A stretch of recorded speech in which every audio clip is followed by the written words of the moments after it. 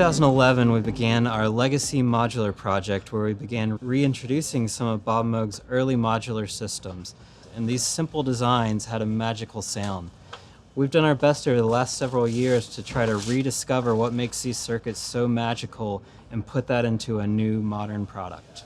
My name's Eric Church. We're here at Moog Music, where I'm the industrial mechanical design engineer as well as the project manager for a new product we have called Grandmother. When we were designing this product, we were not only getting inspiration from the sound of the legacy modules, but also the look of a lot of products during that time. We wanted to make something that not only looked like it came out of that time period, but was fun for users and approachable and encourage people to actually put their hands on this product and give it a try. We also wanted to focus outside of just look and sound, but on interconnectivity with our other products. So not only does this play well with products like Mother 32 and DFAM, it also works with gear from other vendors, but pretty much anything from our product line can be patched in.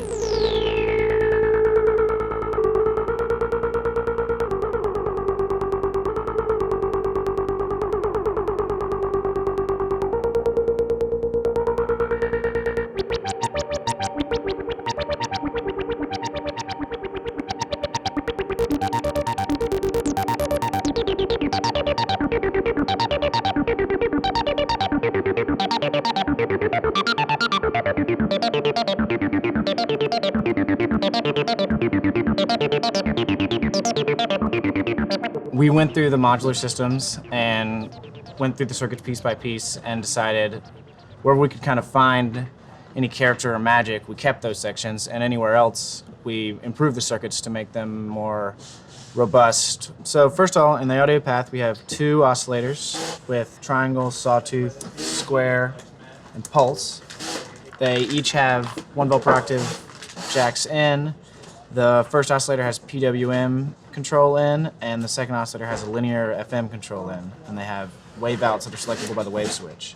The second oscillator can be synced to the first oscillator, and it has a frequency knob to be tuned independently. Next is the mixer that's based on the CP3 mixer from the modular systems, which has an asymmetrical clipping behavior. Then there's the filter that's based on 904A with cutoff in and an envelope amount control for this control that controls how much of the envelope gets sent to the control node of the filter. We have an envelope that is based on the 911 envelope from the modular systems. And there is a second envelope that is a keyboard release envelope, which is just a gate with the release that follows the ADSR envelope. And then a VCA that's based on the 902 from the modular systems. Every module in the system can be patched out of the system and redirected to another system or a Mother, DFAM, or whatever. And there's a modulation oscillator that is pre-routed to go to the exponential FM of the two oscillators, the cutoff, and the PWM of the two oscillators.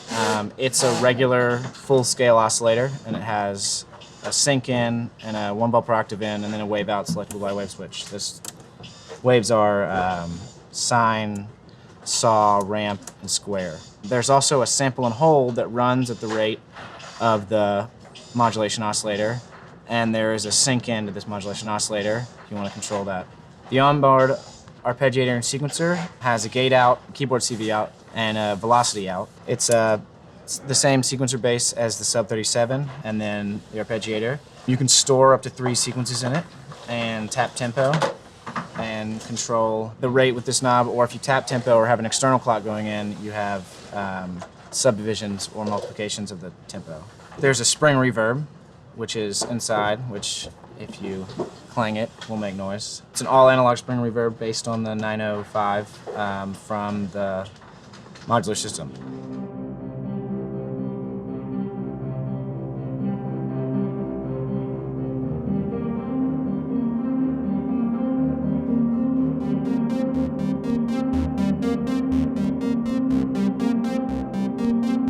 First step of every station is going to be inspecting quality, confirming that everything we're putting into this product is as good as it can possibly be. One of the key stages for any analog instrument is the PCB calibration.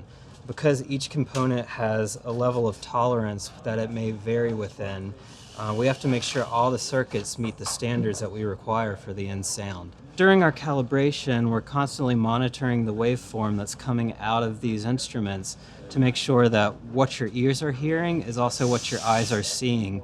And when the two match up, we know that we've got the right sound, and we can confirm that by seeing the waveforms on the oscilloscope. Before these go into any instrument, we have to make sure that every circuit measures exactly what we need to give the optimal quality to the end user.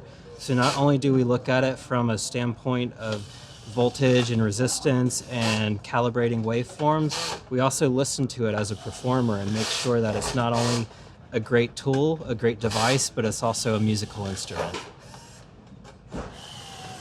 Once the boards are calibrated, they come in, and the PCBs and the front enclosure that you previously saw put together, those two parts are mated. The enclosure goes around the PCBs, and then mounting hardware gets applied to make sure that the pot shafts, the jacks, all the panel components are as secure as possible so that they hold up over time and feel secure as you're using the product.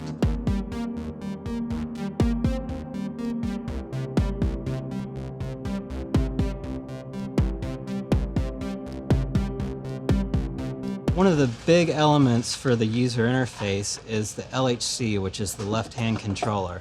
So that's where you can modify the pitch of the oscillators. You can also modify the amount of modulation by moving two different wheels. We also have different push-button controls on this interface.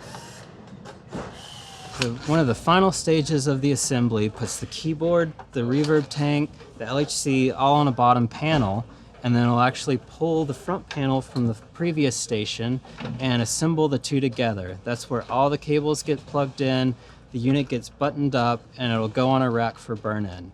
During burn-in, we'll power it up overnight, let the unit warm up, make sure that no components are going to fail from being used, and that way we guarantee a working instrument before it goes out the door.